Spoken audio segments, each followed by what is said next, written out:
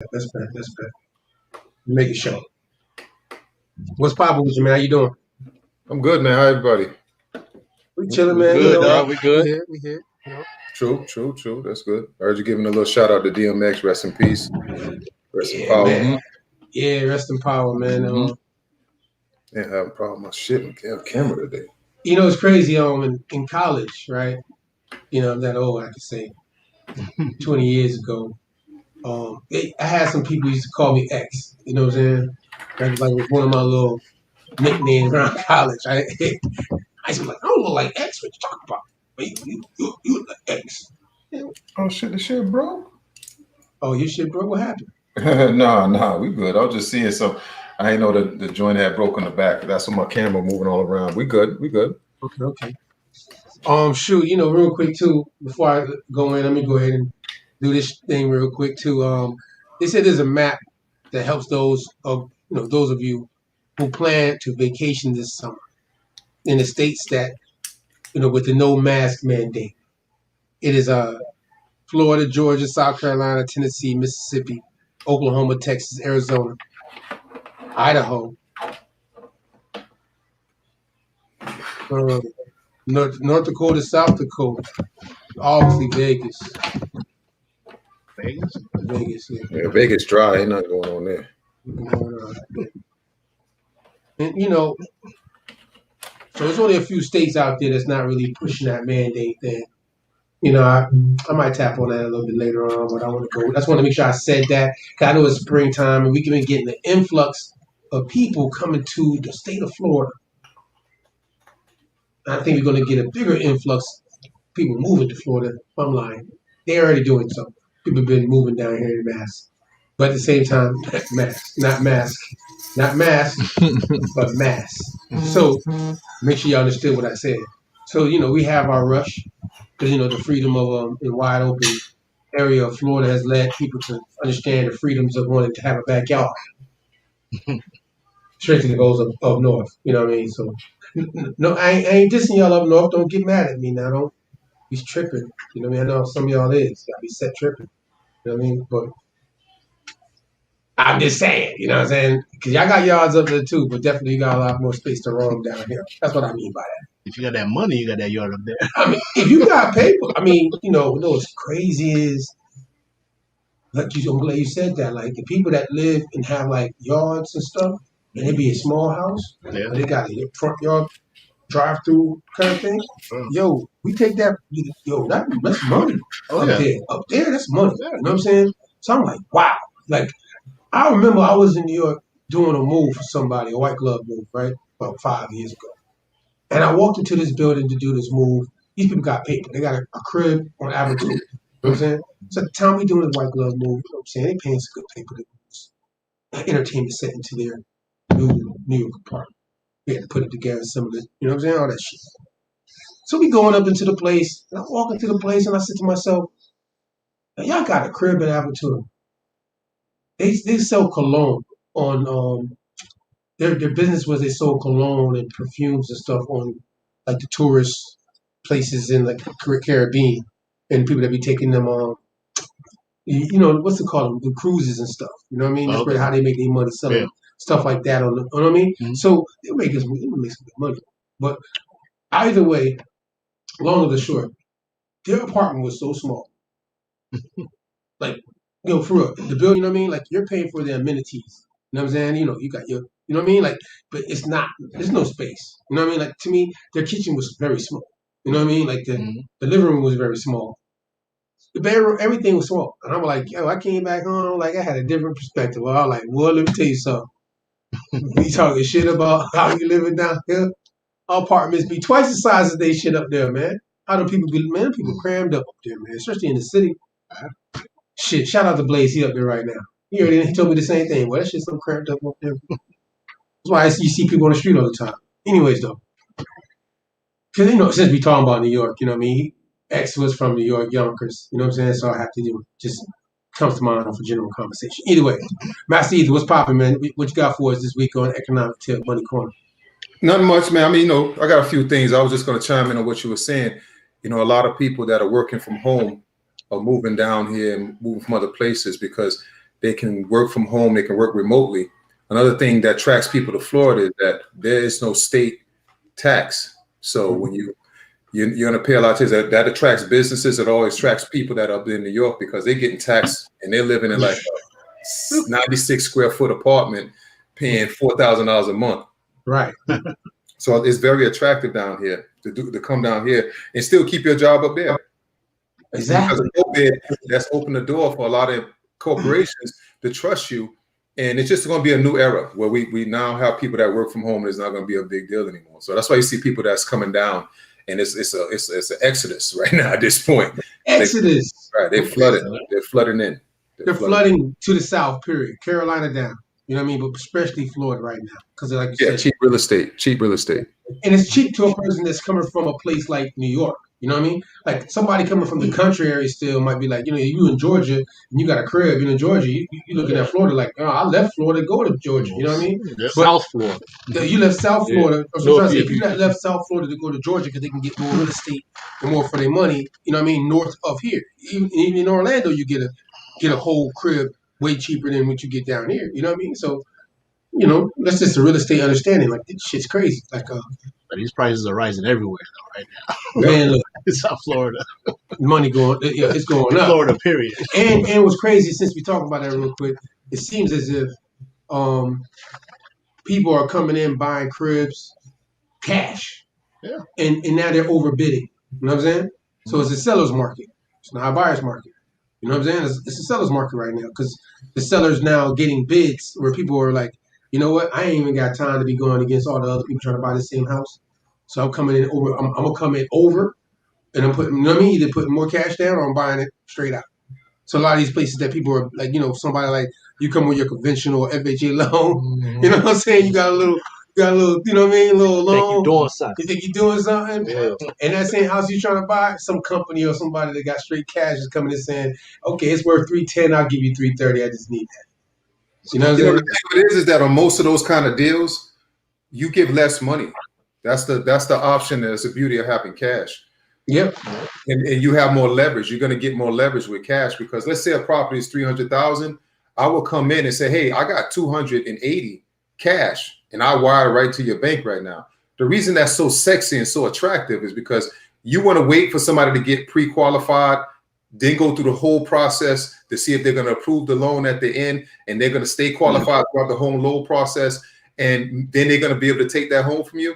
There's too many variables in that, and then it also takes a long period of time when an investor or private investor or institution comes in and say, hey, look, I'll give you $280 cash. And you say, you know what?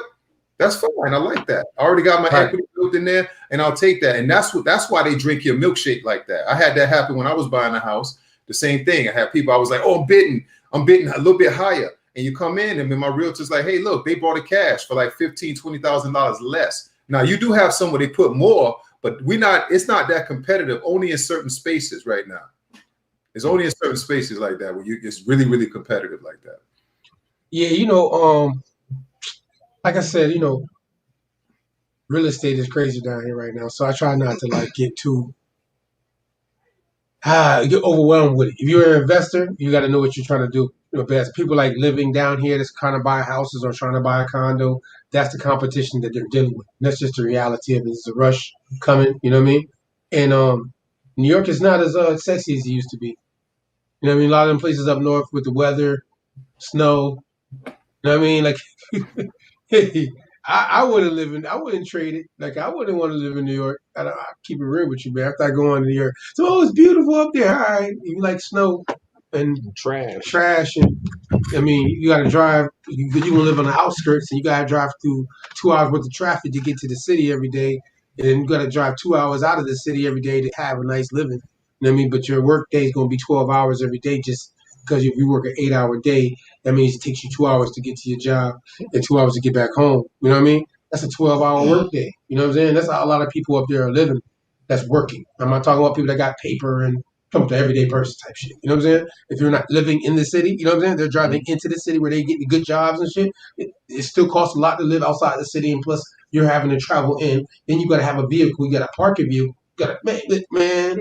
But I believe that's Man, temporary. listen here. I really believe it's temporary though. Once this whole pandemic settles They down, gonna go back up to New Empire York State? just has that appeal that a lot of people just love. Like I love New York. I was born in New York, but I can't deal with the cold no more.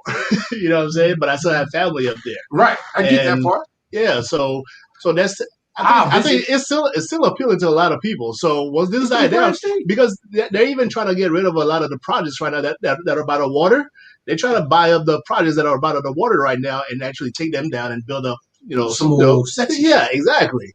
Gentrification. Yeah, oh, I think we said. Did we say that at the same time? I think we said it at the same time. Well, they realized what they did. I guess Gentrification. I guess they didn't realize, hey, everybody wants to be by the water, even if it's the damn Hudson water, for whatever reason. That's the crazy part. That at one time New York had like the hood in the boroughs, 5 boroughs, right? And now they're trying to gentrify. You know what I mean? Brooklyn's not what Brooklyn used to be. You know what I mean? Like certain places are, you know what I mean, coming different. And I ain't even from there, so I don't, get on nobody like me for talking about it.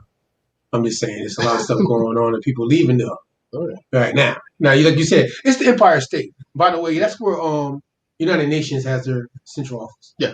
So it's the Empire State. You know what I mean? I get that part. I mean, it's an international hub. People can always come in and out of there. Just like how Florida's international, New York's international. And it started as an international hub from the beginning. You know what I mean? By the way, shout out to Duke, York, who they named it after, because before it was called New Amsterdam. Just a little history. Just a little history of the place. Yeah, Yorkshire. Yeah, Duke of York. You know what I mean? But so anything else you got? What is you tapping in on for the money side, man? Yeah. I'm just few things: wealth, legacy building. So I want to ask you a question, and anybody that can answer. Do you know the difference between wealth and being wealthy and being rich? I mean, I think we might say it a different way, but there's definitely a difference between being rich and being wealthy. You know what I mean? You could be rich this year and be broke next year. Wealth allows you to pass down. Give me your definition or whoever definition, let's put it this way. What do you think wealth is? Wealth allows you to pass down a legacy. Okay. Generational type. That's generation. What do you think being rich is? Rich could be, like I said, you can be rich this year and be broke next year. Right. So being rich is temporary. Yeah. What rich mainly equates to, if we look at it on a regular scale of people and the people that go to work, is that you have high income. So you got high income. You may not own any assets, but you got really, really high income. So you're rich. You can go buy this car. You can go get this. You can go buy this kind of purse and get red bottoms and all this other stuff. You can get the jewelry and you get the rims on your car. You can buy all that stuff. What you do is that you're on the outside, on the surface, you're giving the impression that you really got everything all together, but you don't have any assets. So if their job went away, you don't have anything. Right. When you're building wealth, not only are you just building legacies, that's at the end. But what happens is that, like when I talked about those sound money principles, you have principles now. So those principles, you live by those. So you actually have your money working for you and you're generating passive income. So like if I look, I say, okay, I'm getting $3,000 a month passive income. I don't have to do anything. I'm going to get $3,000 a month. Over time, that's going to build wealth. Not only can I pass that down to my children, but I'm actually putting into play the building blocks of what's going to be my legacy later on. Because I'm going to teach my children how to do it too. Remember I told you about that getting rich quick scheme. If you don't actually know what you're doing, you're just throwing something out there, you can't duplicate it. Well, that's the mentality of somebody who wants to get rich. I want to get rich quick. It's a gambler's kind of mentality. It becomes habitual after a while too. But the person that wants to actually build it and they're building wealth, you can't take that away. That's a knowledge thing. I get back into the game again and I can build it all up again. I got knocked down 2 or 3 times and started over from zero. And I came back out fighting and I done passed people who was way ahead of me. But it's the fact that I'm trying to really, essentially, when I came out back in, when I graduated in 91, we was reading books and those books was talking about legacies, stolen legacy, was reading Book of the Dead, all these kind of books. That was Anthony Browder, who was killing all those joints when we came out. And it was talking about legacy building, because if you're not legacy building, what you're saying is that the next generation has to start from zero. And if we keep doing that, that does not decrease the wealth gap. And you're not teaching anybody anything either. And you got to get away from the gutter mentality, because the gutter mentality, but I ain't got nothing. We ain't had nothing. We knew we come from this and this and that. And what it does is that it allows us to be pitiful and take that victim role where we have an opportunity and you're going to neglect it simply because you just used to doing what you want to do. And it takes time to build wealth because it is a discipline, first off, than anything else. And if you lack discipline, you're never going to build wealth. You may even get rich. That's real. That's real. I mean, the principles have to change. Your discipline has to change. The narrative of what you do with your money when you're getting your money for has to change. I think a rich mentality, like you said, is a person that's thinking in the manner of when they get the money and how the money. See, the money's a tool, but to some people, money is more than their tool. Some people are, money's everything. You know what I'm saying? But if your most valued asset is your family, you know what I'm saying, and your children that you have, I feel that the money is the tool to enrich your family. And when I say enrich, I mean the wealth. You know what I mean? As far as leaving assets and different things, that's going to allow them not to, like you said, start at zero. So that should be the goal. If you're even, I mean, and again, too, there's a lot of people out there that's not thinking about family. Especially, a lot of people have family because everybody comes from a family, but not everybody's trying to build a family. Some people are single, don't want to have children. You know what I mean? So I think that some people's rich mentality is, hey, I'm by myself anyways. I'm gonna do me. I'm gonna take this trip. I'm gonna go buy this. I'm gonna go out here and eat where I want to eat at and live their best life. Like they say, you only one life to live, type of thing. You know what I mean? But a person that's like has a family, and you start a family, you and another person, meaning man and woman, come together and have this mentality that you're gonna have a family and you're gonna have children. Then you would want to leave. You obviously want to own assets to leave to that you know what I mean, what y'all came together to do. So I think it's all about a person's mentality, because some people's mentality is not about what they do after they leave, because they're not really valuing. And I'm not saying that certain people don't fall on the same boat, get me wrong, that have families and are not doing the things he just said as well. So obviously, proof is in the result. As you just said, the wealth gap hasn't decreased. Yeah. So essentially, it's up to you, because you have to be the one. We're not doing that right now. You're leaving people in debt. You can't just have everybody pass a baton of debt and pitifulness. It's not helping anybody. That's why we haven't moved 1 iota since 1850, and we're still having that issue here. Of course, we've been disenfranchised and a lot of other things, and I know that already. So it's not like I'm negating that, or trying to neglect that. That's a fact. But what we have an opportunity to do, you got an opportunity to do. You got to take advantage of the opportunity. Wealth building is very important, because wealth building could be simply as one segment of it, or one arm of it. Could be you just getting a really, really nice life insurance policy. So when something happened to you, your family get money. It could be $1 million policy. Get on that. It could be something simple like that. It could be like, hey, you know what? I've actually started putting money together, and I'm actually investing my money. I'm not touching it unless I have to do it. See, when I told you about the 4 pillars, if you don't get those 4 pillars in line, you can't never do this. You're never building wealth. So all you're doing is you're going to be that same pitiful stuff, talking all this thing, but you're not creating anything. When you do legacy, so you can leave a legacy with your money. You can leave a legacy with your mark on the world. You can invent something. You can come up with something. You can come up with your charitable contributions could be your mark where you left your legacy. Somebody can name a park after you because you were such a, humanitarian. So it's a lot of ways to leave your legacy. It's not all about, I got to have this amount of money and this is that. No, it's a concept. But you're leaving something that has some type of value, assets.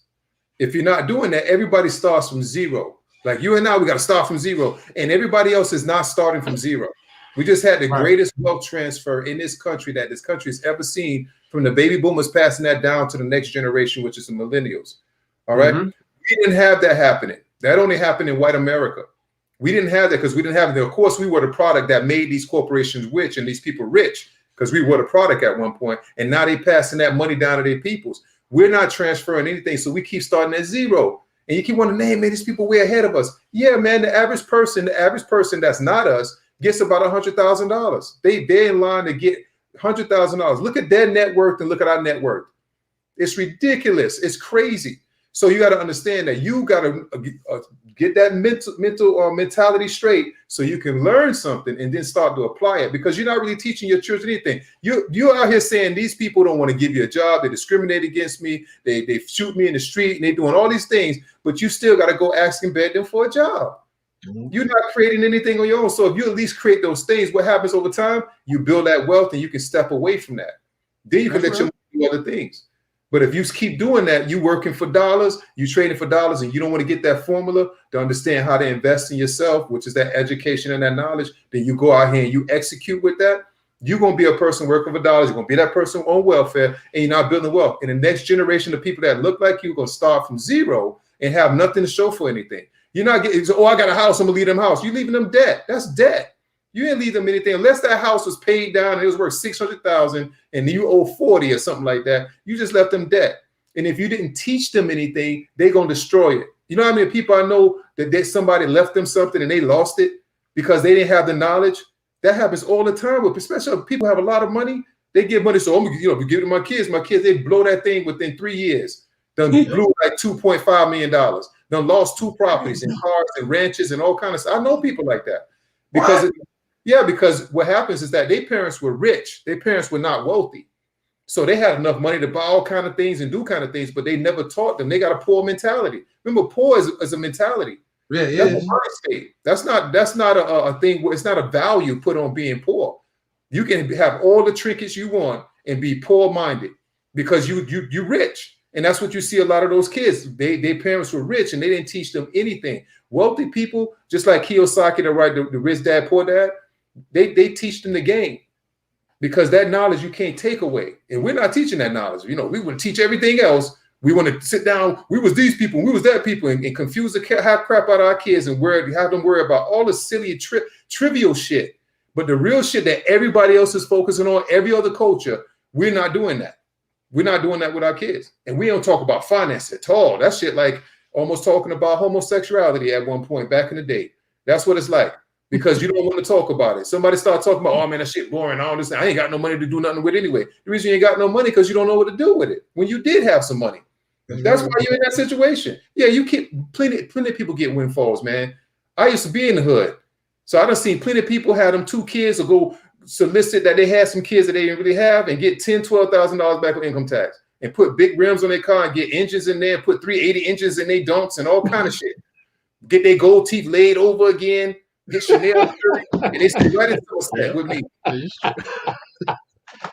No, I'm laughing when you tell the truth. This is true, bro. I haven't seen a tax. I haven't gotten taxes back. I don't remember. Let's put it like that, because I've been running my own business. I'm trying to figure out how not to pay these motherfuckers every year. Right. Like, I need reductions. I need this. Write that off. Write that off. You know what I mean? Well, every quarter, if you're paying more than $1,000, if you owe more than $1,000 every quarter, then they're gonna penalize you because you shouldn't really, if you're managing everything correctly, when it comes to do taxes, you shouldn't owe more than $1,000. I don't care how much money you made if you have a business. I just did mine. I owe $400. See? $408. And somebody else went to work and they done bust their ass and they done probably pay about $3,800 to $4,000 in taxes, and they ain't made nowhere near the thing I made. They probably making somewhere under $50,000. I like how you broke that down. Wait a second.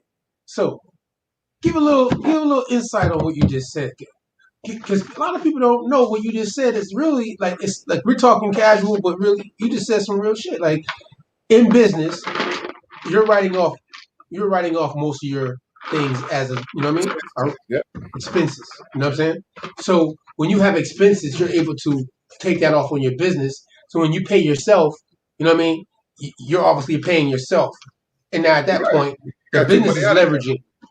Your business is the leverager of the write-off because you got to pay these bills. You got bills. The business has to run. And I got to pay myself. And you got to pay yourself. Right. So that's how business runs. So when you said it like that, that was just a good example. I just wanted to go a little bit more, you know what I mean? Because that was something that I think a lot of people don't know, that when you get paid through your business, you make more off top. You know what I mean? Because you're able to do things. It's a tug of war. It's a tug of war. If I want to show that I have more income and I generated revenue, I have more income, I would put that and I would have to pay a lot more taxes. And that's what you could do. If you say, hey man, I want to show more income, I will pay more taxes and I will show less expenses. I would use less expenses on my taxes in order for me to get deductions and credits. Now, if I decide that, you know what, I don't care, which I don't care. I'd rather have money in my bank than showing, man, look, I made $300,000 last year. Who cares on your taxes? And they get to tax you for that. And they say, well, give me 45,000. I done done that before. You got so much money. Because you got so much money, go ahead and give me that 45. And they want it up front and they put you on the payment plan. But when you go talk to a tax attorney, if you feel, because you're supposed to be, you can or you cannot. Every quarter you're supposed to be sending in your taxes, especially if you LLC and stuff. Sending in your taxes. If you're going to be over $1,000 owed throughout the whole year, so that's $250 per quarter. If you go over that, then you need to start paying your taxes every quarter. So this way you don't be there. And then they hit you with a penalty if it's over $1,000. You understand what I'm saying? So it's in your best interest to put every deduction and everything you want. There's a reason that Donald Trump named everywhere. He got hotels, he got all kind of licensing deals, golf course, but he made $750 on his tax return. $750 on his tax return. That's what he made. Now, Donald Trump ain't make no $750. Donald Trump made $750. You understand what I'm saying? But they were calling him a crook. People were calling this man a crook. No, look, listen, that's you the know what I'm tax talking code. about. The tax code. That's the tax code. I'm just saying, ignorant. Excuse me for people that are gonna be mad at me. Ignorance is no excuse of the law, as they say, right? Yep. There's no excuses in the law if you're ignorant to it. So it's no excuses if you haven't learned the game of business and how to do what he just got through doing, and how he's not in jail. And why the IRS never came and knocked on his door and took him to jail, right? Why the feds never came and got him for record, you know what I mean? Every year. Tax evasion. Does it every? He's been doing this for.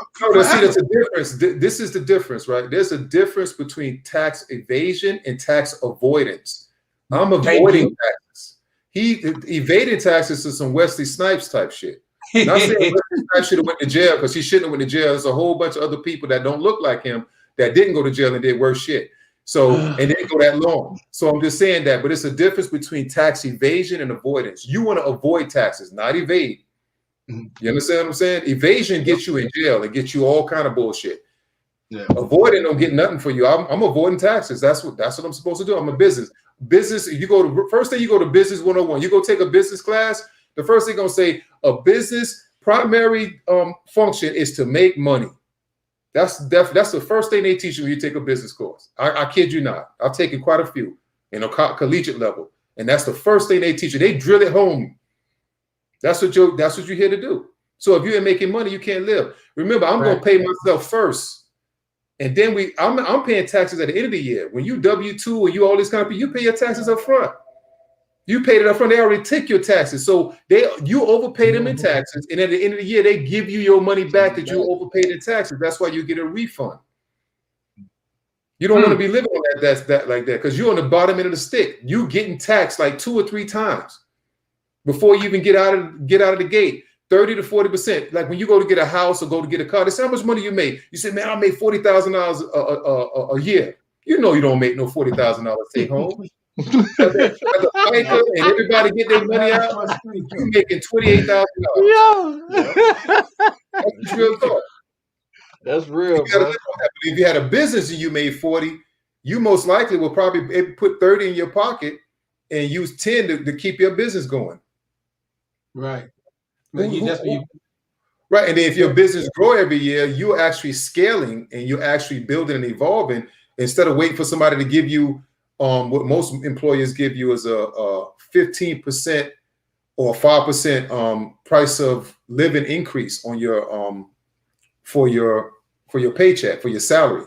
So you'll have you was making 40,000 and you don't work there 3 years and now you make 41,000. So you're not. It's not, the incremental gains are so light that you're not going to be able to use that to really build any momentum. That's why you need to have a gig on the side and start learning another skill if you're not able to do it, because anything on the right, especially if you're an adult, if you're making under 50K right now, that ain't enough money, man. You got kids and you got stuff to do. You're not going to be able to build any wealth. You're going to be behind the ball or behind the gun. So that's why I say it's important for you to build these mechanisms of wealth, understand what it is, develop a formula and get a strategy so you can start protecting yourself. It's going to protect you and your family. So you don't have to deal with that. That's that legacy building. We kind of lost track of that because we romanticizing about the past and worrying about everything in the past and who we are and all this other kind of stuff. And we're not planning for a future. There's no future. There's no future in looking at that. And we need to get rid of a lot of these stupid ass cliches. Like, for instance, oh, he's a jack of all trades, father of none. That's stupid.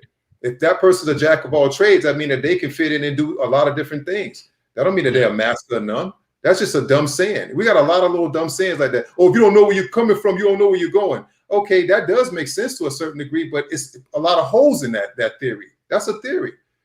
If I know where I'm going now, so does that make me now understand where I'm at right now? Does that help me give me my bearings in this present? No, it doesn't. It just lets me feel, it fills me with facts and information that I think I am where I'm at, but I got to know where I'm at now and plot course from where I'm at now, not where I think I was 400 years ago. And that's why we're not legacy building. That's not important to us no more.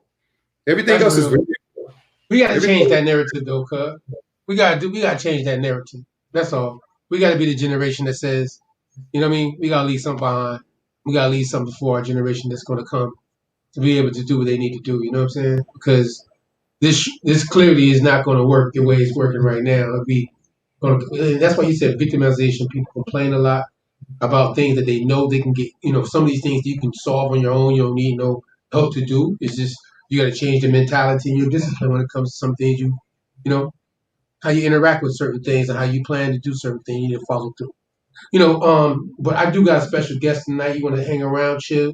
I'm gonna play a couple songs real quick, and we're gonna tap right back in, and we're gonna talk about some things dealing with America's old world conversation that I've been having with some people.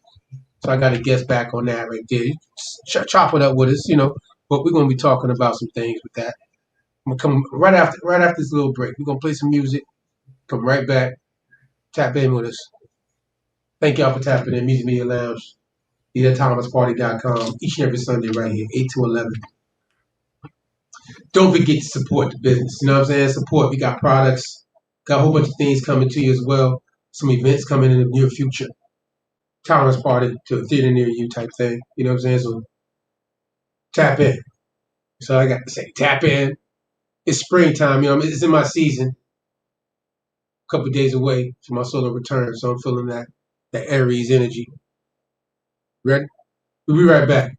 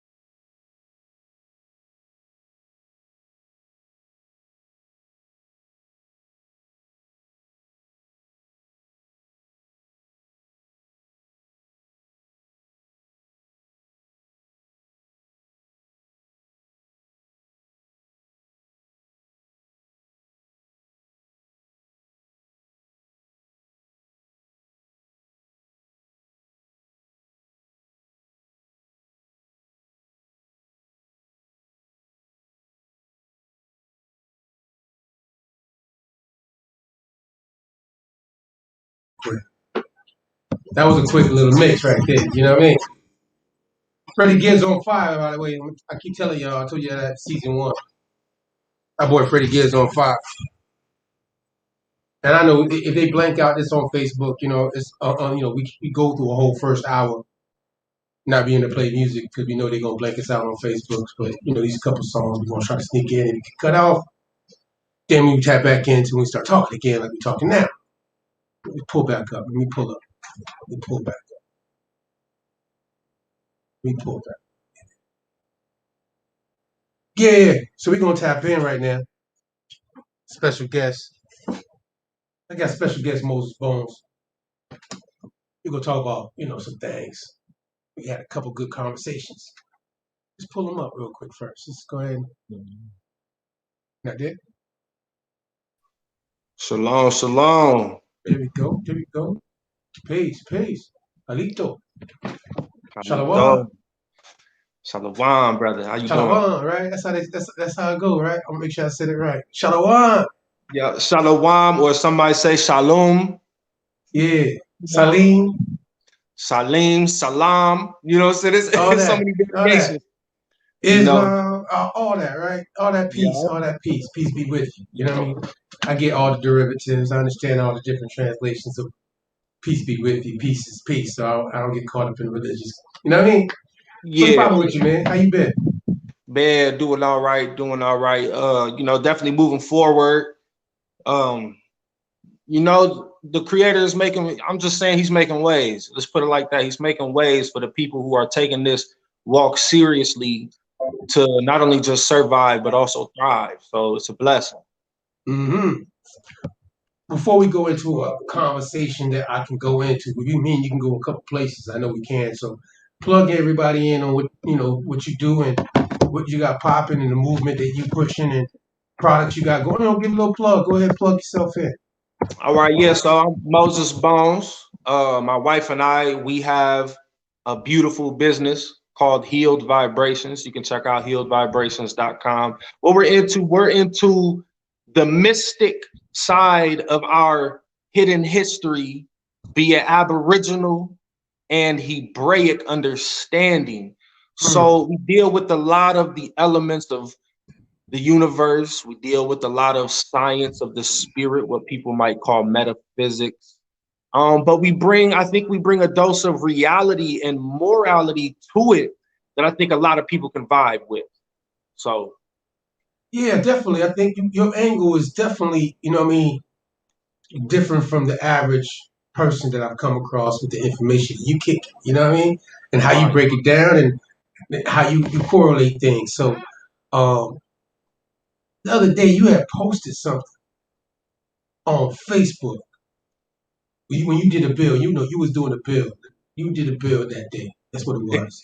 And you caught my attention because I listened to the bill, you know what I'm saying? And I was like, woo, what you just said right there, boy, what you just said. So Cusco, I want to get to Cusco. Right? Yeah. Was that what the picture you showed? It's no way you can show me the picture right now, right? You don't got a computer on you. You talking about when I showed the maps, right? Yeah, when you showed that map, man. Hold on. Is there a way I can pull it up? I'll pull it up. One of them was Cusco. Hey, man, can you pull up Cusco, Peru? Right? Cusco, Peru, right? Yeah, Cusco, Peru. Cusco, Peru. Let's pull it up and try to tap on a map. Just so we can try to, because I can't get your build on here right now to show how you showed it.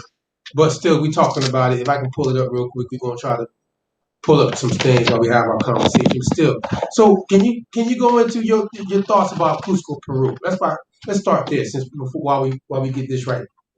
What you think about that? How can you give me a little bit on that, Bill? Yeah. Peru itself, before we even talk about Cusco, we just got to talk about Peru itself is such an anomaly when it comes to the world timeline of history that it still baffles people today. And agenda organizations like the Smithsonian, etc., they still don't want to fully deal and touch on the topic of alien skeletons in Peru, of pyramids predating anything coming out of other lands as far as the pyramidal structure is concerned. You know what I'm saying? And not only that, but you also have the geographic, because to put so much emphasis in a land, we must see the benefits of living on that land. Mm-hmm. The land itself, Peru, it has Hebrew connotations. Now, if I were to say the land of Peru in Hebrew, that is Aretz Peru, which literally means the fruitful land. Mm. So, say that again. Say that again. Say that again. Say that again. Aretz Peru means the fruitful land. Aretz Peru. Okay. Is that how you spell the first part? How you spell that first part? Aretz. Well, some might say E, but it'll be an A-R and then a Tzadi, which is a letter that combines the T and the Z. Aretz. Right? Aretz. That Itza, that Retza. Some of the brothers might say Arataza Paru. Right? Wow, okay. Okay. So you put me on something I ain't heard, so I can't. What I have heard though, and you can tell me if this correlation might not be close to what we're talking about right now, but Ertz, Erzet. It's like Earth. No. It's another way of saying Earth. Yeah, Earth. Pretty much Earth. Like you know what I'm saying? So basically in this root transliteration, it would be E-R-E-T-Z. Eretz. Right? Eretz. Yeah, that's it. See, I don't got no book for them. I'm just talking. And Eretz eventually became Earth, which is Greek. Greek, we got to understand Greek. A lot of people try to say that the Hebrew ain't nothing but Phoenician, but truthfully, Greek is the modern Phoenician, hands down. What? It's the modern Phoenician. Modern Phoenician. When you say ancient, though, being that Phoenician came before the Greek. Exactly. Because we know that the Greek Empire, as we know it, was actually an amalgamation of multiple bloodlines, right? Mm-hmm. And it was a trading empire, Trading. Even as far as information is concerned, that's why all the Greek scholars say we got everything from the Egyptians. Right, they ain't get nothing from themselves. They definitely said that. You segue on saying they got it from the Egyptians, kind of into back to Cusco, Peru, because the Egyptians that they were talking about, and Herodotus. See, when you talk about the Egyptians, we're gonna go back to the Greek Egyptian real quick before we get back to Cusco, Peru. And I always bring up Herodotus making a statement specifically dealing with Meropes. You know what I'm saying? Now, these people that he described as Meropes, and he said that these people were from the West. That's what he stated. From my understanding, what I've read. You know what I'm saying? And if I can pull that up, I'm gonna pull that up too. But still, with that, can you pull that up, yo? Can you pull that up? The other thing first, Cusco. We're going back to Cusco now. So with that being said, you know what I'm saying?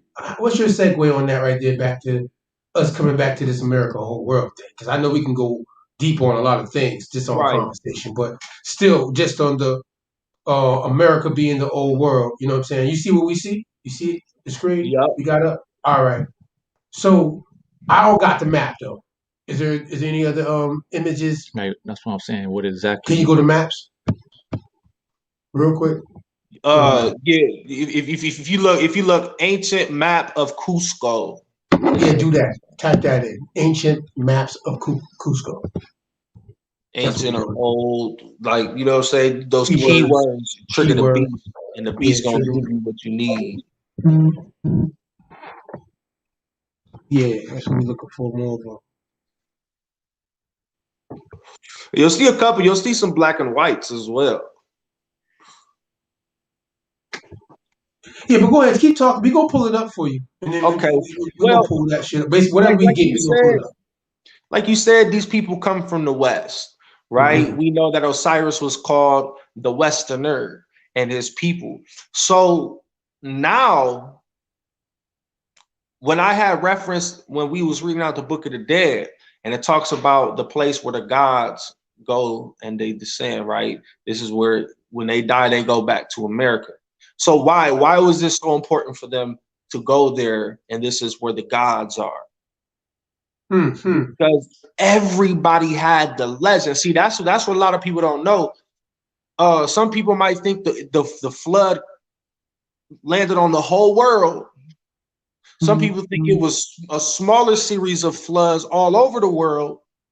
Now, what I'm saying is that when everything was one landmass, there was a center location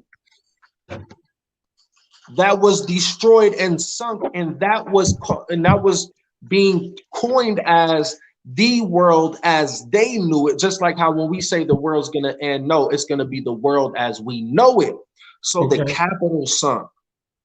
And so this is the ultimate tracing. There's one people that has survived throughout history that has claimed the throne, the true heirs of the most ancient lands connecting back to Atlantis. Atlantis, see.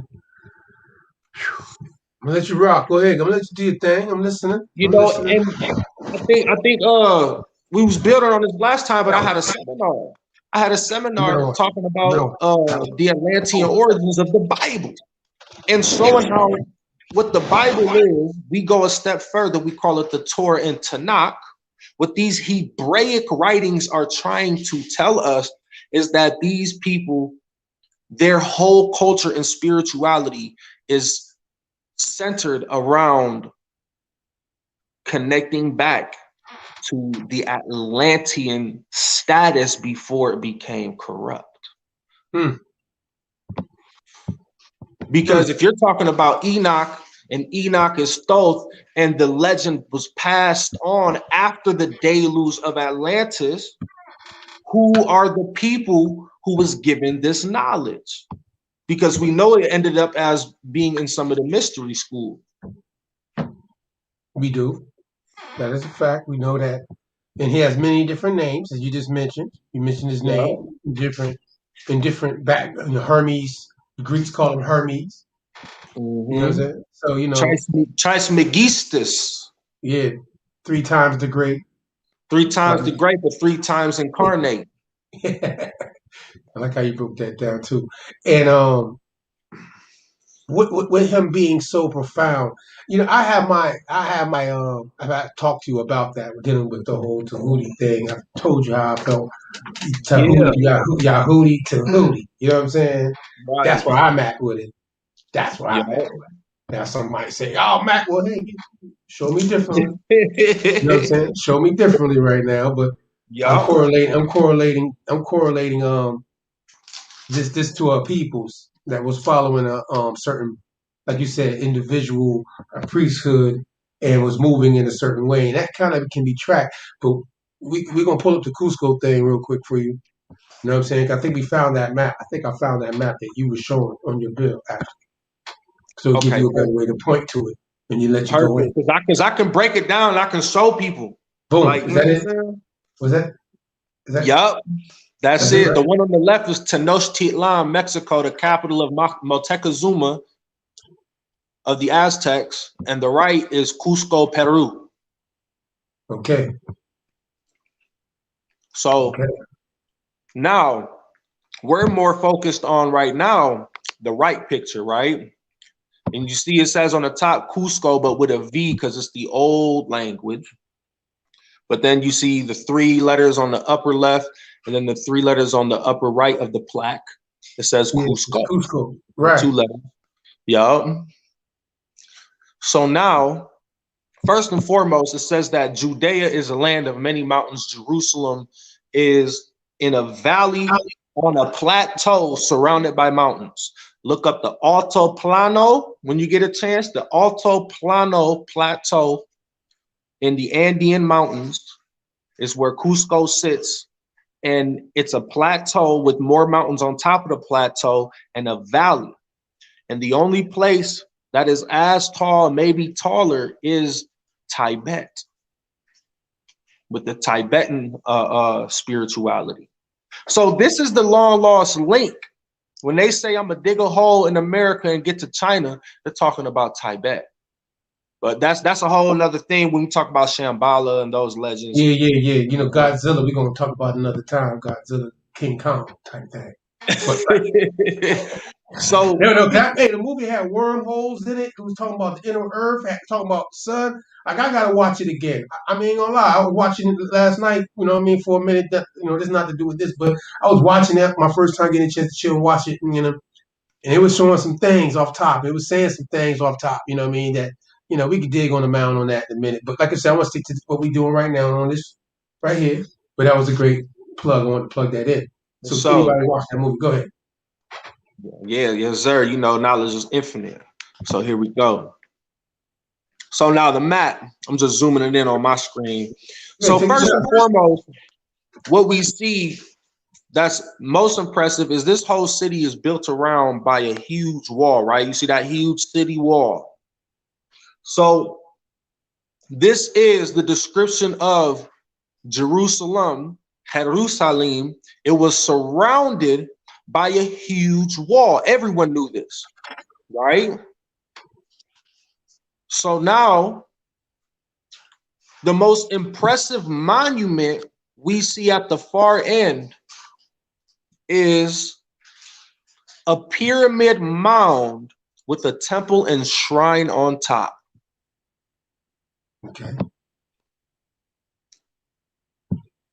And this was known as the temple.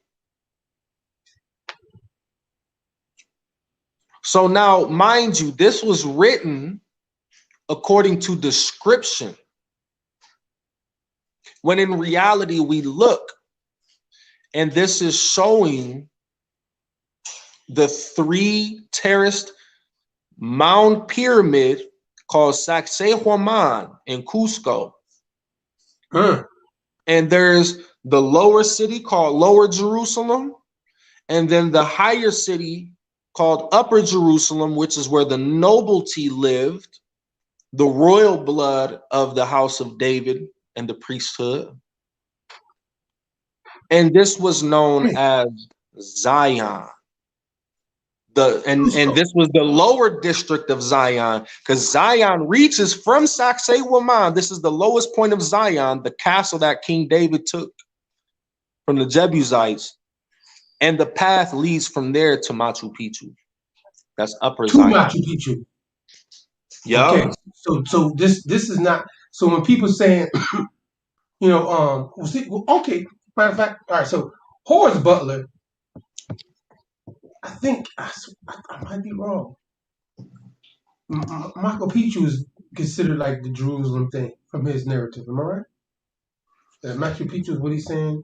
The Jerusalem pyramid is not what he's. Because I think that's where things get. Because what you're showing me here, based off the description, like you said, and everything you're showing with the map, and if you went off the biblical narrative, like you're breaking down, you know what I'm saying? For people that believe in the book, like, you know what I mean? So, in either way, even if people don't believe in it from a religious standpoint, you're dealing with it from the description of what they're trying to lay out in history. You know what I'm saying? So, from the standpoint of you showing the map in this way, with the whole America is the old world narrative is what we're talking about, right? Because this is what people are debating, and you're coming with information that I feel you've made some solid points that I think I want to let you shed light on, and that's why we're here. But didn't Horace Butler? Okay, so how far is this from Machu Picchu? I believe it's one or two, so many numbers, but right now I think it's like 25 miles away. It's only 25 miles away. And it's a whole path. So this is the reason why when you read about the narratives of Francisco Pizarro that go along with the narratives in the Apocrypha, the books that they took out of the common day readings of the Hebraic records, it tells you that these places to get to the highest fortress temples, right? Because every single thing that we built was a fortress, citadel, temple. It was all 3 in 1. And so it talks about these treacherous paths that you have to go through in the mountains of Judah that only one person maybe two at some times can walk side by side. It's so thin on the mountain. So many people fall off and die because the mountains are so sheer and steep. Yeah. These are the Andean valleys and ravines. And these are the paths, because whenever you go to Machu Picchu, you got to start from Sacsayhuaman. That's where all the tours and everything, they take you, and you walk north up. You know what I'm saying? Mm-hmm. And that is considered the Andean Amazon. That's the Amazon, even in the Andeans. And it's the most exotic and diverse part of the Amazon rainforest. You're laying it heavy right now. I mean, is that you? That's that going on? Oh, it was about to die. No, it's notifications. Okay. Oh, so wow. And remember this. You got me thinking. In the early history, it tells you the Most High says, I will have you sacrifice and gather at every place I put my name. Jerusalem, that city in Cusco, he made his all-time capital. That's where all the people are going to go. But the priesthood and the kingship, they have places that are in other locations, because it tells you before Jerusalem, they sacrificed at all the sacred high places and in the groves. That's mountainous forest regions. So what would you say to the people that will come to you and automatically say this, devil's advocate? They say, but what? Jerusalem's over there. What would you say to the people that would say, no, but Jerusalem's in the East, America? What would you say to that? Like, because you know that's what's going to come to you on these kind of conversations, right? You know that people are going against this whole, and you're showing this right here. And I can't. Brother. I mean, I'm not. I'm shit. I'm with it. Like, let's go. Like, come there, refute this. Come refute this. But yeah. What do you say to those that are going to come to you with that? Just, Well, coming from, I wouldn't say I was fully immersed as some of these brothers, but coming from the malicious mainstream Israelite camps, and you know what I'm saying, pushing up from that is a culture of debate, of strife, of argument, of nasty communication, if you feel what I'm saying. To have a discussion like you and I, first of all, this is why the saying, the proverb is, you have two ears and one mouth for a reason, because you should listen twice as much as you speak. So I have to make sure that individual is in the right mindset to sit down respectfully, mannerfully, hear a presentation, and we'll go from there. You know what I'm saying? Mm-hmm. Otherwise, you're going to try to run around this bush, that bush, these bushes, because you got so many of these facts in your head, you can't even believe it. So you ain't even slowing down your mind long enough to really study and look at the information being presented, which is a lot of people's problem. It was mine at the time. It was all of ours. You know what I'm saying? We all can admit that. You look at something, you've been told something has been drilled in your head, and the majority are saying the same thing. You know what? I'm going to go with what everybody's saying. You know what I mean? Like the majority rules type of thing. But we're not in that time no more. We're not in that era where you got to go with the majority, because we all see what's going on with the majority rule type of thing. And it's not benefiting a lot of us. It's not gotten us to where we want to get to. You know what I mean? So, were you correcting this kind of information and showing the geographic things? Because before anybody can even bring heat to you, I'm going to put it on the record. It's many of people saying that America's the whole world. Just such as, I'm definitely not the first. I was mad. That I'm on the late end, that we the chosen people, and then I got twice as mad when I found out I'm at the late end that we're Aboriginal people as well.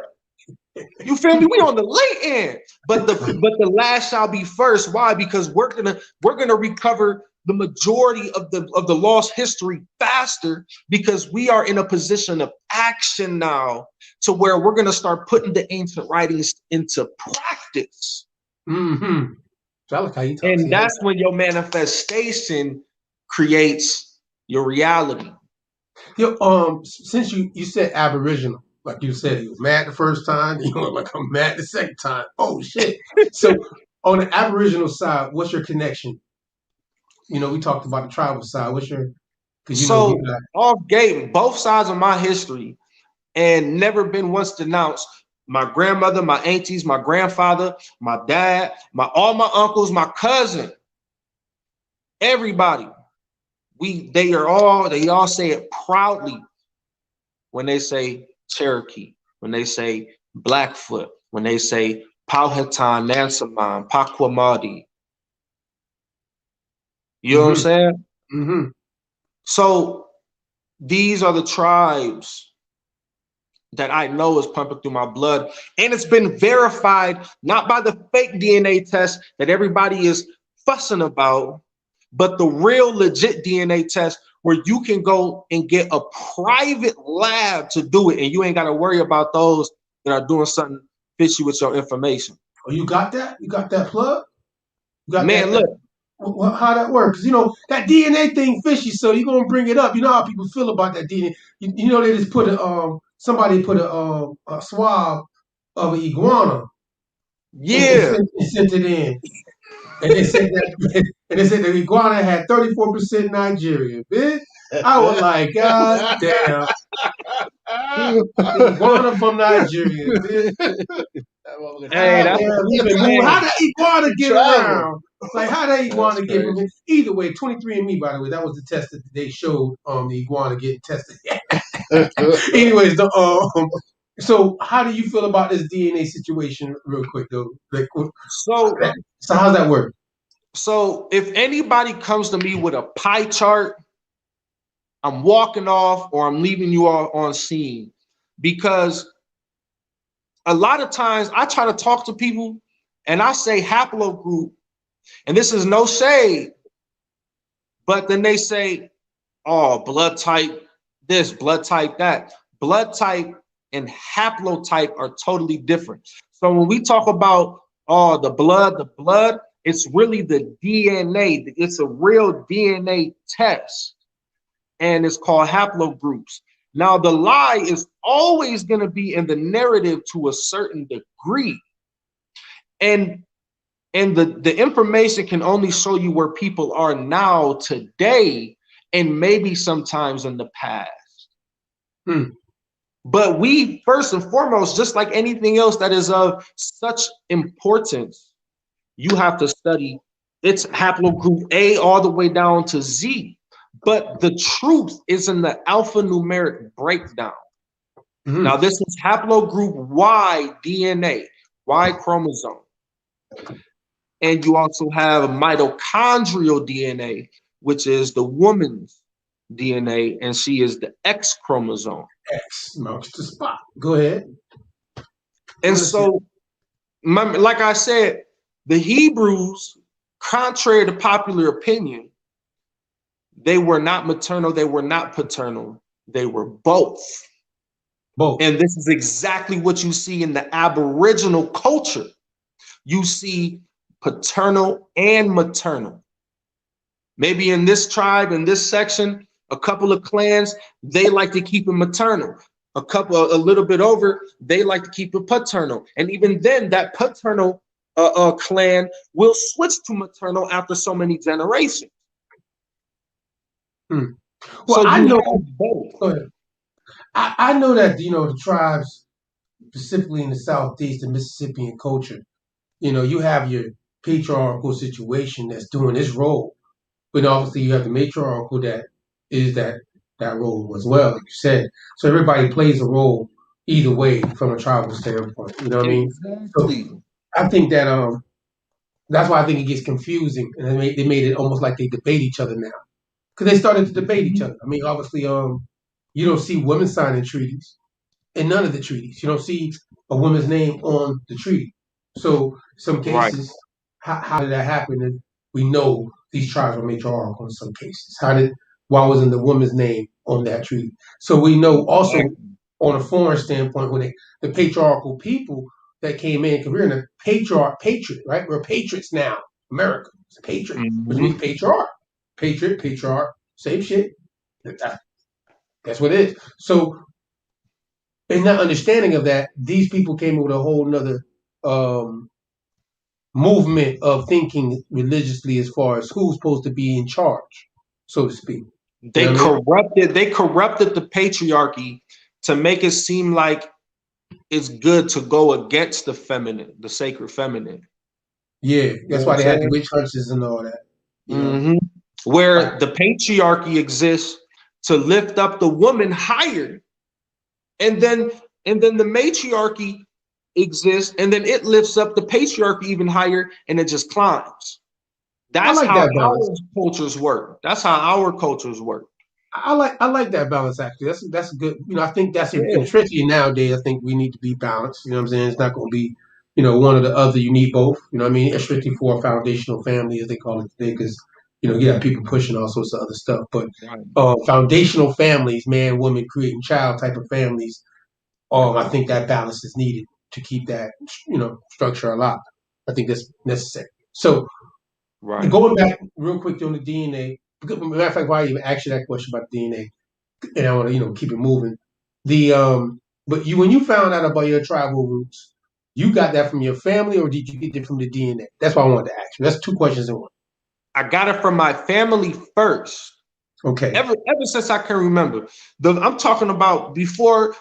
If there's anything else, which I know there is, of any other mixture that's in me, the first thing that both sides of my family told me was the Indian. Okay. See, I understand that. I get that part. Now, when it comes to the DNA part, when did you decide to do that? So the DNA really came when I met an individual that gave me his DNA records and broke it down to me and told me why he was a Jew dealing with his African roots. Mm-hmm. And this haplogroup was called E1B1A. And I looked at it and I was like, oh, wow, that's very interesting. That seems like it makes a lot of sense. You know what I'm saying? He's so-called connecting with the Lembas and whatnot. And so, you know what I'm saying? I'm digging into this. Eventually, I put it on the back burner. Mm-hmm. And you know what I'm saying? I'm still interested into it, but I'm thinking that's all there is. Now, this is ignorance because I have never researched any other haplogroup or any other information, but I took this at face value that E1B1A is the Israelite lineage and the only lineage, and this is the dominant haplogroup in Africa right now. The majority of people living in Africa that are what you would call, quote unquote, Negro, they are E1B1A. So eventually now I'm starting to learn more about the Aboriginal side of things. I'm starting to get a whiff of this. And per usual, it makes you get right back into that ancestry. I need to know mine. So I started digging in the records. My granddad, he already has done decades of research. I'll pull records on people. You know what I'm saying? Mm-hmm. But I feel like it's a very dangerous thing to show records because that's your business. That's your family business. You know what I'm saying? Yeah, it's don't simple. You know what I mean? It's dangerous to call yourself black. It's dangerous to call yourself Indian too. That didn't stop them from killing us. So you know that part either. I understand. People willing to hide it. I'm gonna use it where it count. And so hey, for facts. So what happened was I got lucky. I didn't even have to swab my personal DNA sample because there was so much record. I'm talking about typing names, right? And everything pop up. And then I found my granddad records. My mama be sending the records and with the links. And there's so much stuff popping up. And then I'm meeting all these new relatives and I'm calling them. And we chopping it up. We talking about the same history of the same relative. And I noticed a lot of them. I had like 4 or 5 relatives that all got the test, all traced it down to this direct Y chromosome lineage, this haplogroup. And it just so happened to be, I'll say this for the record, A. It was haplogroup A1A M31. I said, whoa, A, what is A? You know what I'm saying? And now this is where I really go into the DNA and I start studying everything. Come to find out, haplogroup A is the oldest DNA on the earth. And it exists. What about O though? Haplogroup, not blood okay, type. see, I'm mixing them up. See, See, that's why I asked the question. Threw that out there. Go ahead, keep going, brother. Haplogroup A is the oldest DNA on the earth. In fact, it's called A, and it literally means the Y chromosomal atom, the first man. This is the most original to the DNA of the first man that lives on earth today. Type in haplogroup A. It's going to tell you the oldest DNA was found in a brother in South Carolina. Albert Perry, 2012, broke the whole theory of DNA as people understood it back then. Okay, we're gonna try to pull that up real quick too. That's interesting. I think that's very interesting. Haplogroup A, right? Yeah. And it's funny because now the narrative will tell you versus the alphanumeric code, which is A1A, E1B1, J230, you know what I'm saying? But the narrative will tell you now they don't say Ethiopia, they say Cameroon somewhere. Cameroon. But yet this is the problem. If this is the most original, these are the authentic and first Negroes of Africa, why are they the remnants in that land? But the majority of haplogroup A carriers is in America. You even have them as far as Russia. Alexander Pushkin was a famous Black Russian. He was haplogroup A. Do the knowledge. You touching. You on some shit now. Same thing. They was amazed that this haplogroup was in Scotland and Ireland and other places. And this is on record as also being the haplogroup in the Nansemond Indians, the Bass family, and more. Okay. See, that's why I wanted to, that's why we have this conversation like we're doing, because I don't dig on the haplogroup. That's one thing I have never really gotten into, you know what I'm saying? Because I just never trusted that DNA shit. But how we conversating with you, and that's why I wanted you to bring it out, because I think you're the most extensive person I've had a conversation with on this type of thing, and that's why I don't even try to put no debate or anything into it, because I'm learning at this point when it comes to haplogroups and all the things you just said about blood types, and you know what I mean, because I'm dealing with it from more of an oral, and I had to go dig up surnames on that level to find out certain things about my family, you know what I'm saying? But like you said, same thing. The dig up on your side is deeper because you break it down a whole, like you're coming with three different elements, Moses. Coming with three elements that you're dealing with at the same time. You're tackling three things at the same time. Aboriginal, Israel, Hebrew Israelites, connection to that, and the America being the whole world. We're doing all three at the same time. So that's why I like, hold on, wait a second, brother. Hold on, we're gonna have to have a conversation. So because of how your three connection goes together. Fact. I want to before I bring, because he's pulling it up right now. What you just talked about with the haplogroup. We're gonna go back to that real quick. Okay, let's pull that up. He pulled up. While we for that, he pulled up, right? Aborigine.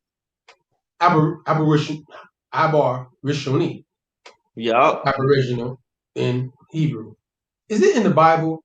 Let me ask you that question. That word, aborigine, in the Torah. Where is that found?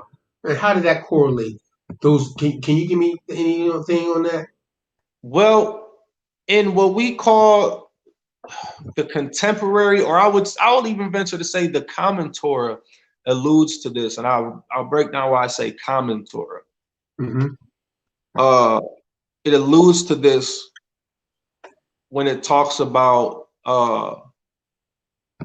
Shem in the Table of Nations. Genesis chapter 10 is usually known by the name the Table of Nations, and it gives all the nations of the earth today broken down in their most tribal nationalities.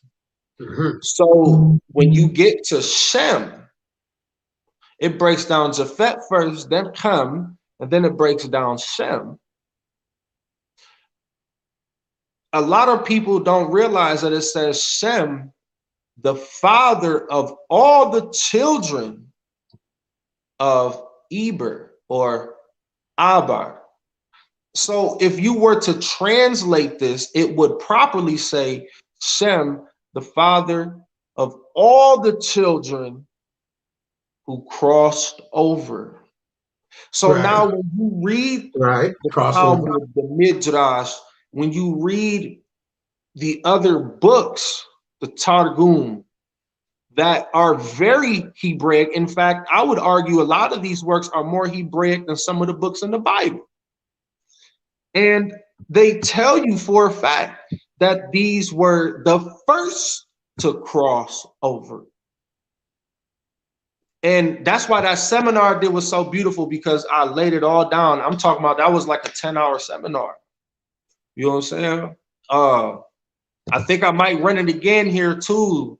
Might run it again live, because it's only going to get more information as I have more time to add more slides. Right.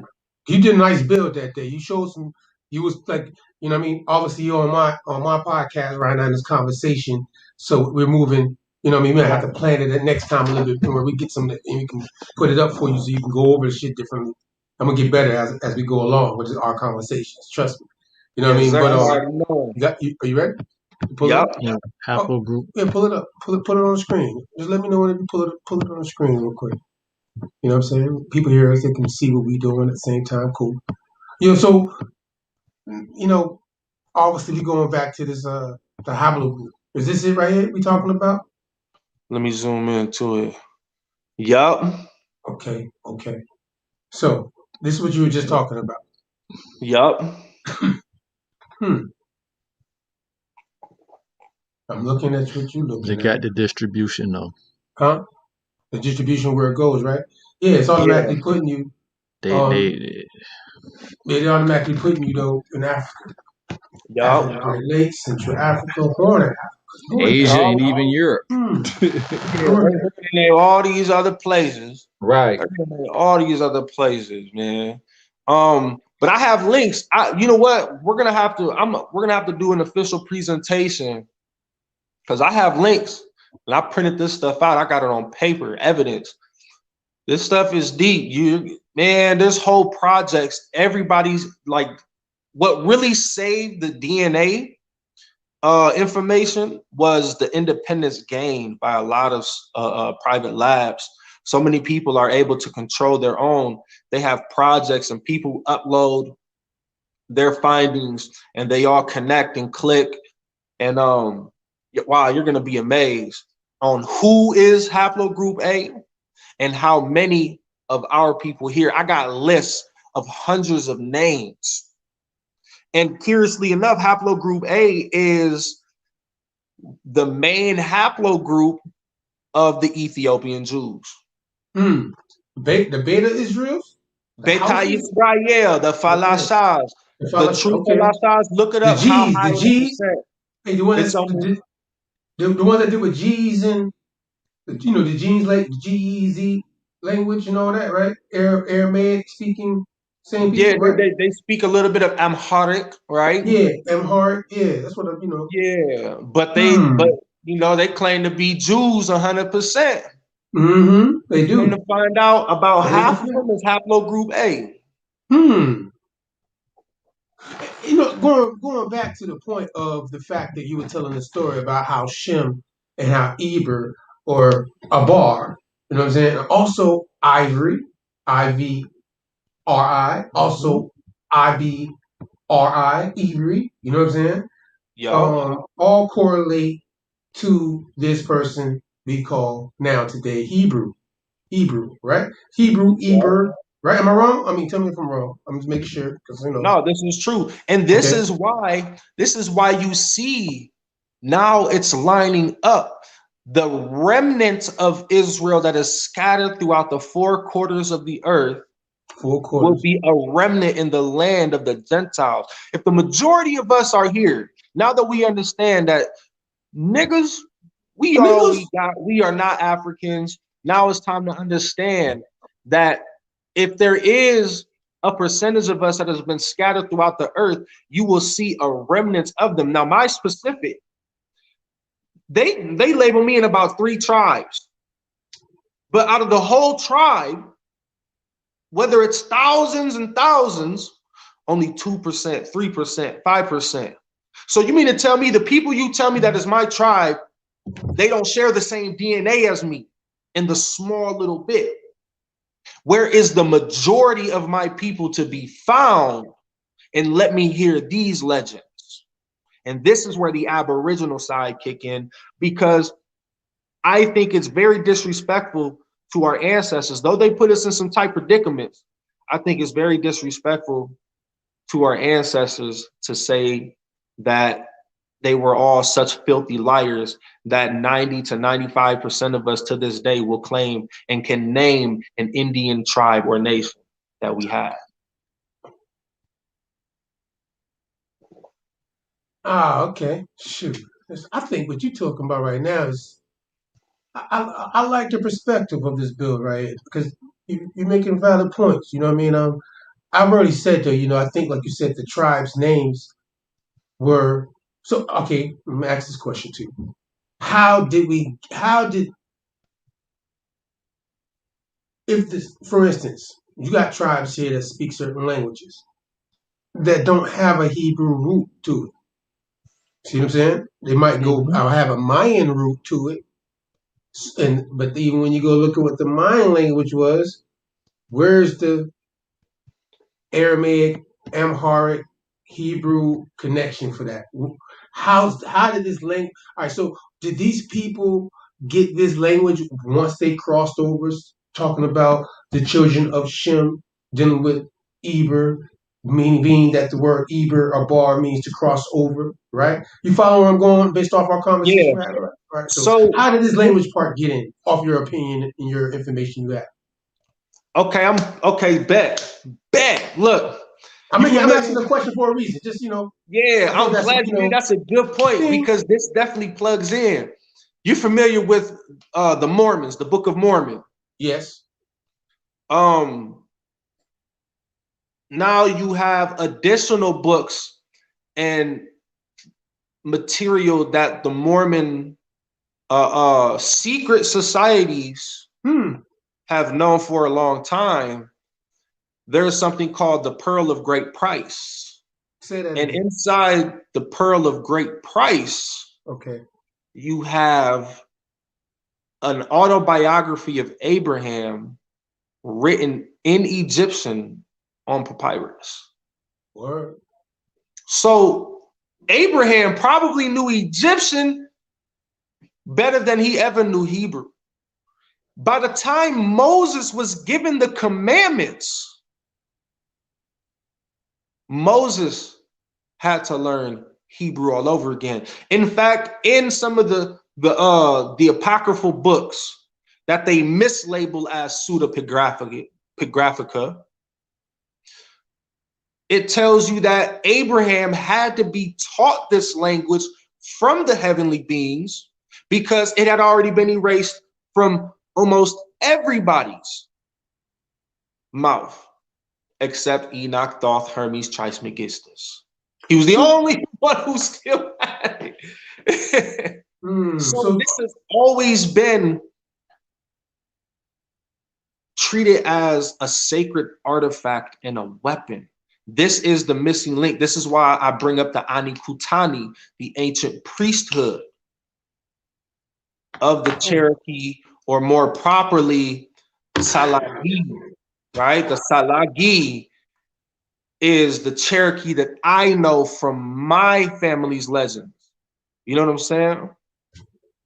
Exactly. And this is documented. So this priesthood, I read out of a book. I have a book called The Cherokee People, and it tells you word for word that the Cherokee priests had the Ark of the Covenant, that they were originally of 12 tribes. But see, this is the thing. I gotta stop right there. Cherokee part, right? We know that's the watered down term. That is not the name of the real people. Yeah. Okay, so we know the Cherokee thing is, it's once like the crazy part about it. I had a conversation with some people maybe a month or so ago, and the person read a document to us dealing with the Cherokee. and it was a debate on the Cherokee because we know that there's other names. You know what I mean? And that this is like a trade name that they have. Yeah, I just stated it. I just stated it on record. Right, it's umbrella. You know what I mean? It covers tribes, not just one thing. It's a nation. Right. So go ahead. I'm listening to you. Yeah. Sephardic Jews, by the way, mixed into this said nation when they came over here too. Go ahead. Oh yeah. They connected to the Jamaicans. This is the real reason why the Dominicans don't like the Haitians, because half of them Dominicans are Ashkenazi Jews. Guatemala kicked them out a few years ago. They tried to do it there. Oh yeah, they're in everybody's business. Yeah, everybody's business. I like how you put that. Everybody's business. In everybody's business. You know what I'm saying? Don't get us in trouble. No, I ain't even worried about it. Either way, though, you know. Hey, but it's the Salagis, right? Because I know there's the Aniwinia. Yeah. Personally, and this is why I have no problem professing this. I don't know everything. I have no familiarity with that name as far as the history behind the clans or the people of this nation that associated with this name. Right. I just know about the Salagis. And so what you have is you have the lowland, what they call Cherokees. You have the mountain regions, the mountain Cherokees. Then you have the Western Cherokee. You know what I'm saying? So right. all of these so-called, that's thousands. Literally, the Cherokee Nation is thousands of tribes. When you get down to all the different clans. Oh, clans and families and because you have hundreds of tribes and thousands of clans or family names. You know what I'm saying? So, yeah, and the Salagis were the ones in the high point of the mountains. These were the high Appalachian Cherokees. And I say Cherokee to talk about the whole of this nation. And this is where the Anikutani lived. The Anikutani were in the mountains. You ever been to the Smoky Mountains? No, you been there? Yes. You go through the Smoky Mountains, you're going to feel the spirit. You're going to feel the ancestors. It's deep history there. It's called Smoky for a reason. Yeah. The volcano. Go down there towards Tennessee. Like I would say, like it's about 45 minutes north of Murphy, North Carolina. You have Adventure Rock, and they have a huge old bridge, and it's where the huge canyon is. And that's where a lot of the ancestral grounds was. And a lot of the stories still exist. And you can go there and step foot there, and you're going to feel the love. You're going to feel the energy. You know, so, I can understand the tribal thing, but, you know, I'm just trying to still get, like, how you just said, the priest with the Cherokee and everything. And I'm trying to understand, like, all right, you know, because we're getting this information now, all of us, right? Dealing with, you know, how you're breaking it down again, and you still are using, you have in your bills, you use the Hebrew Israelite still narrative to show the correlation to the tribal, you know what I mean? And it's crazy because, you know, that's why I'm like, you know, how did you bring that part together with like the Cherokee Hebrew? Because I know the Sephardic Jews came in at a certain time, but it was after 1492. You know what I'm saying? So this is like much later. That would still fit their narrative. See, that would still fit their narrative of saying that, you know, that the Africans came over here, you know what I mean, on slave ships type of thing. Sephardic Jews brought these people over. You know what I mean? Now, we know that the Sephardic Jews that came here was swarthy. You know what I mean? Look like me and you. From Tawny, you would be like a Tawny. Some of them came here for good intention. A lot of them came here for bad. Just like they probably would in 2021 if they had a chance. Well, they all come in, so to speak. So, you know, immigration is a big booming business now. So, yeah. I get what you're saying, though. So, what's your connection piece? Because I only got 5 or 6 minutes before I go back to some music before we get out of here. Okay, y'all. So when people come back, I'm gonna bring you. You know, I'm gonna bring you back. I like our builds. You know Yeah. what I'm saying? So Well, on the America old world narrative, and just off the last things you said, give me a little bit what you got to say about that. okay, so I want to state this for the record. Yeah. I have more knowledge, rooted knowledge, I would say, in Aboriginal American history, cultures, and spirituality than anything else. I grew up off of it. I grew up living on the mountains and sweeping up inches of pollen from the bees and chasing sparkling lizards. And you know what I'm saying? I grew up on those mountains. Mm-hmm. And I've always had a connection of traveling in a lot of places at a young age. I've been to the sweat lodges, the Inipis, I've done the ceremonies. You know what I'm saying? Mm-hmm. I made the rocks glow red hot.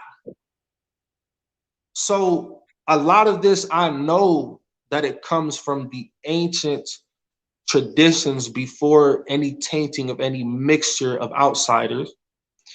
And what it takes is for someone to read these scriptures and literally put it against what they see in the Americas as if it was a movie in their head. Because this was the shock to even the Indians themselves. My lives be cracking.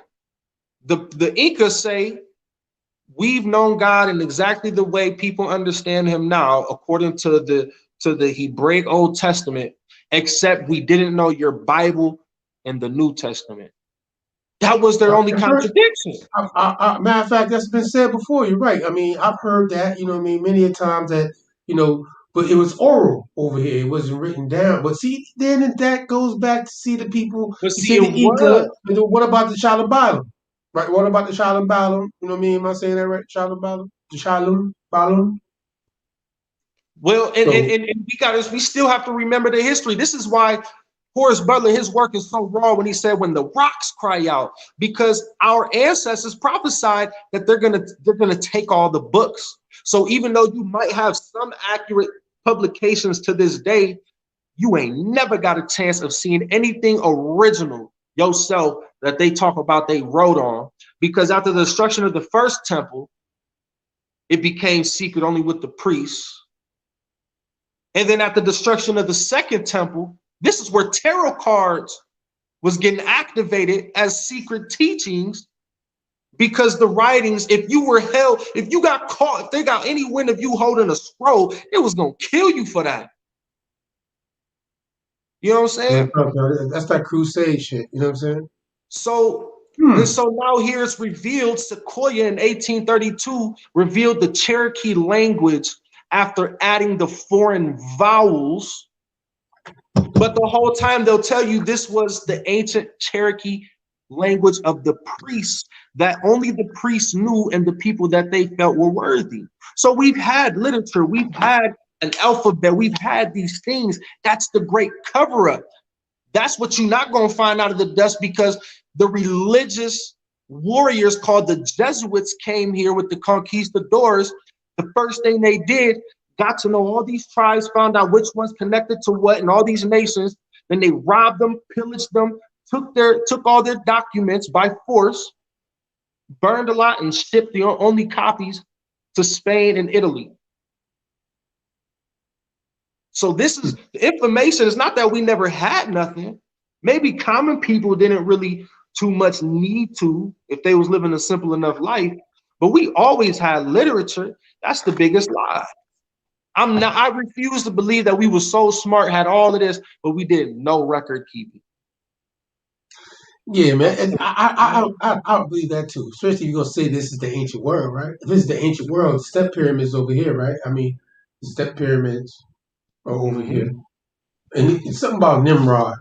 Before I let you go, dealing with Nimrod and the ziggurat, you were speaking on something with that. Can you touch on that? And also, again, you know, America's the whole world. Egypt. Can you tie that in real quick? Babylon. Okay. So first and foremost, they have in Mexico, around the pyramids, they have well springs and shrines that are literally in the shape, masonically built in the shape of the Ankh. We can't deny that. Second, we have Father Crespi's collection. Father Crespi was a priest, and he was able to get into some Ecuadorian secret tunnels and dug up ancient Sumerian artifacts of the bird-headed winged gods, the pyramids, in ancient Semitic language.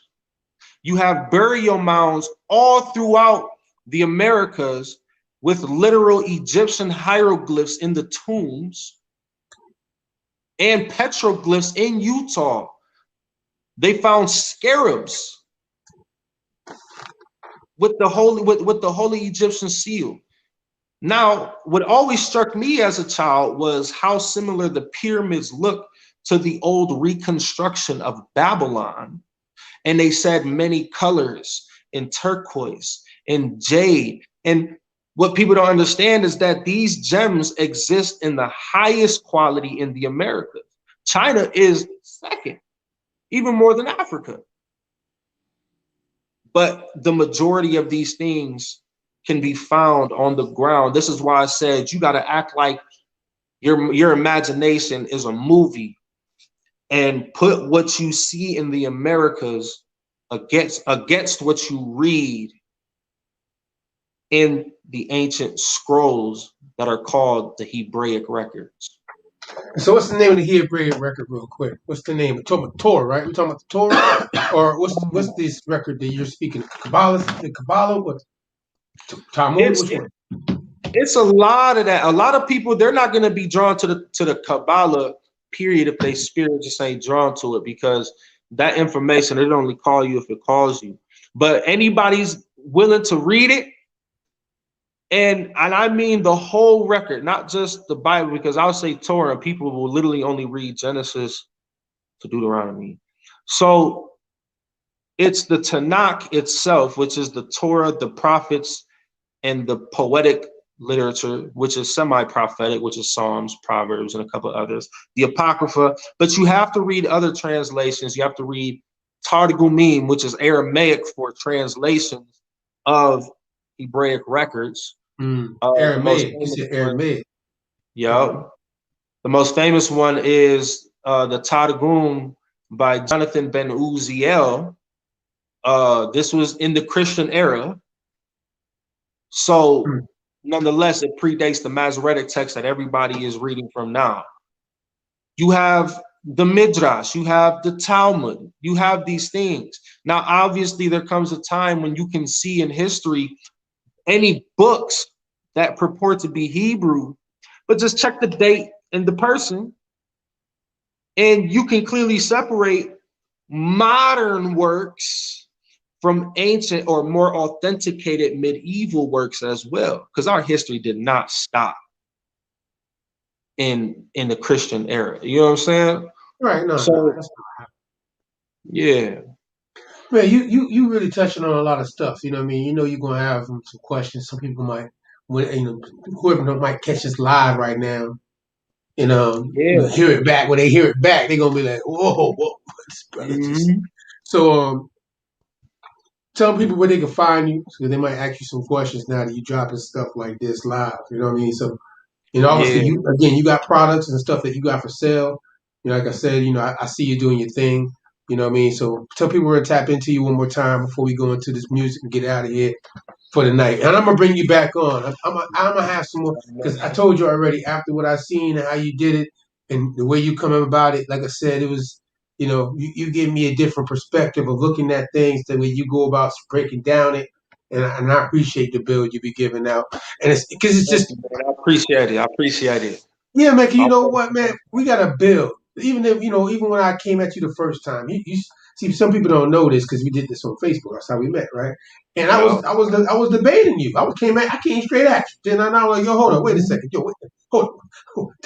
And then you came back. You were like, well, and you know I wasn't being rude, but I was really stern on certain things. And I freely dialogue with that. I freely dialogue. It's all about reading energy. You know what I'm saying? We have to understand, a lot of us now, we are empaths. We feel, I can feel your energy, bro. You in the same state as me, so you already close enough for me to feel your energy stronger than somebody who's in California or somewhere else on the other side of the world. So I can feel when it's a right spirit, and I'll freely dialogue. I appreciate that. That's a good look on my side. Same with you, brother. That's why we can agree to disagree, but still, Aboriginal American. I was just saying. I've been saying this for a little while now.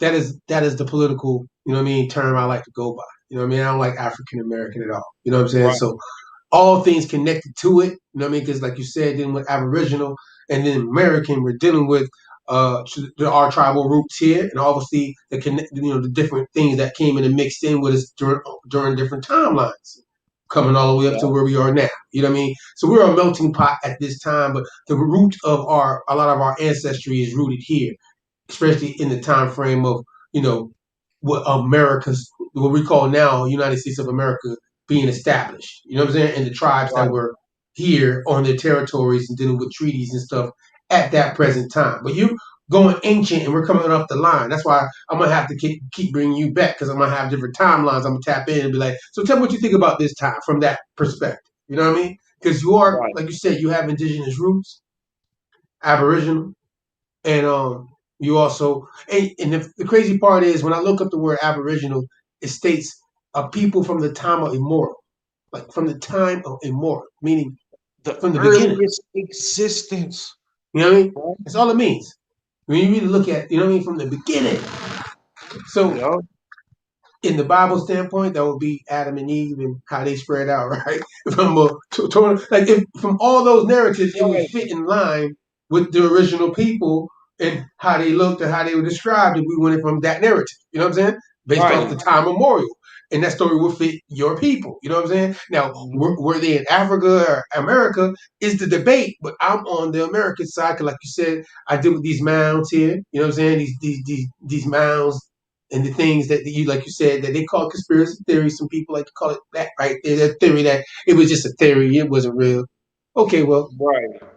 whatever. I'm going to go to the records and look at what I'm seeing, and I'm finding a lot of things that's saying differently from what the mainstream might want to go with when it comes to that. And I understand that it's going to happen that way, but conversations like this is going to open the door for bigger conversations with the Aboriginal community in America. You know what I mean? I ain't talking about the ones in Australia, just to get people that might listen to us from around the world, might be tapping in. We're talking about here in America. You know what I'm saying? And again, Moses Bones, I appreciate you tonight for giving me your time, brother. I appreciate that. You know what I'm saying? Halito and Shalawah, as they would say, right? Peace to Wow. you. Always a pleasure, brother. Always a Yeah, pleasure. yeah, man. Peace and love, man. I appreciate the bill, man. We gonna, like I said, I'm gonna get back with you soon, man. Like I'm trying to once a month how to build on this American old world topic. You know what I mean? And I got a couple other people I'm trying to get scheduled to come in. We're gonna do like a panel discussion. You know what I mean? I Because would I don't love want that. it to be just one sided. I don't want you thinking that I'm just gonna go with. I'm not no yes man kind of guy. Me and you Right. already talked a couple times. You know that we're gonna really engage. But I wanted to give you a chance to off that build that I saw, give me just a live interview about that narrative so that people can see you from that light and let you to speak for yourself freely on why you're coming from these angles that you're coming from. You know what I mean? Right. Because And like I now, said, I got strong ties. My earliest roots in any historicity on myself or any people comes from the indigenous side, immediately surrounded by it. You know what I'm saying? right, that's what I makes it was so an interesting. arrowhead collector. So Because I don't come across too many people that builds on the Hebrew Israelite stuff, but that knows their indigenous roots. Like I talk to you, that's what threw me for the loop. Because at first I'm like, this dude's just Hebrew Israelite talking that stuff, but then I'm like, hold up. Then when you had a conversation, I'm like, hold on, wait a second, you okay? You really tribally are connected, but this is so I get it. You know what I mean? So that's why I was like, I gotta have again. That's why I appreciate you giving me your time. And Moses Bone, keep doing your thing. I tap in. Um, I'm gonna share your stuff, you know what I mean, so people can dig on you and find out who you are and come see you and check you because you got products as well, you know what I mean, and you're doing some things, and I want to keep. I like either way in our community we gotta support each other. So again, brother, shalom, hey, Shalom, brother. One peace, love. bro, peace and love. you're going to get out of here in a minute. We're going to go ahead and tap into some music and get out of here for the night. We're going to play 1 or 2 songs, get out of here. I appreciate y'all for tapping in each and every Sunday right here, 8 to 11. Special guests every week. Don't forget we do the Money Corner. You know what I'm saying? Master Ether from 9 to 9:30, 9:45, around about, sometimes a little early based off what we got going on. And we're going to be bringing different special guests back and back sometimes because the conversation just needs to be built on. You know what I mean? Sebastian Boy, the approved guy, will be on here soon again to give us a presentation. We actually, hold on, whoa, stop. We actually have a autonomous conversation with him on Clubhouse scheduled for some of these things, and people that want to tap in and get to ask some questions will be able to do so Tuesday night at 9 o'clock. You know what I mean? At the autonomous party. So again, tap in with us. Check us on Facebook. Check us on Instagram through the campaign. That's our promotional page for this movement. You know what I mean? You got to have a band for your move. You know what I'm saying? So that's why we play this music through the campaign. Super Blaze, peace to him. We out of here. Baron Somni Brothers, BSB, through the campaign. Autonomous party. We out. Peace and love.